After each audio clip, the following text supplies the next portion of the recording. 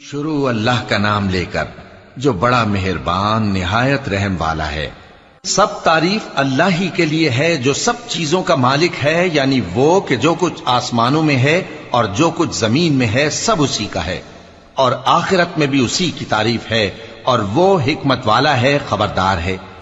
جو کچھ زمین میں داخل ہوتا ہے اور جو اس میں سے نکلتا ہے اور جو آسمان سے اترتا ہے اور جو اس پر چڑھتا ہے سب اس کو معلوم ہے، اور وہ مہربان ہے، بخشنے والا ہے۔ اور کافر کہتے ہیں کہ قیامت کی گھڑی ہم پر نہیں آئے گی۔ کہہ دو کیوں نہیں آئے گی؟ میرے پروردگار کی قسم وہ تم پر ضرور آ کر رہے گی۔ وہ پروردگار غیب کا جاننے والا ہے، ذرہ بھر چیز بھی اس سے پوشیدہ نہیں، نہ آسمانوں میں اور نہ زمین میں، اور کوئی چیز ذرے سے بھی چھوٹی یا بڑی نہیں مگر کتاب روشن میں لکھی ہوئی ہے، اس لیے کہ جو لوگ ایمان لائے اور عمل نیک کرتے رہے ان کو بدلہ دے۔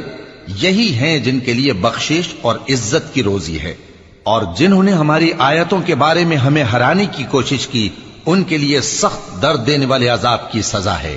اور جن لوگوں کو علم دیا گیا ہے وہ جانتے ہیں کہ جو قرآن تمہارے پروردگار کی طرف سے تم پر نازل ہوا ہے وہ یقیناً حق ہے، اور اس اللہ کا رستہ بتاتا ہے جو غالب ہے، قابل تعریف ہے۔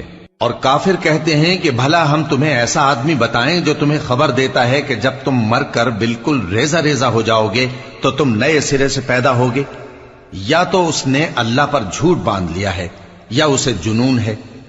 بات یہ ہے کہ جو لوگ آخرت پر ایمان نہیں رکھتے وہ آفت اور پرلے درجے کی گمراہی میں پڑے ہیں۔ کیا انہوں نے اس کو نہیں دیکھا جو ان کے آگے اور پیچھے ہے، یعنی آسمان اور زمین؟ اگر ہم چاہیں تو ان کو زمین میں دھسا دیں یا ان پر آسمان کے ٹکڑے گرا دیں۔ اس میں ہر بندے کے لیے جو رجوع کرنے والا ہے ایک نشانی ہے۔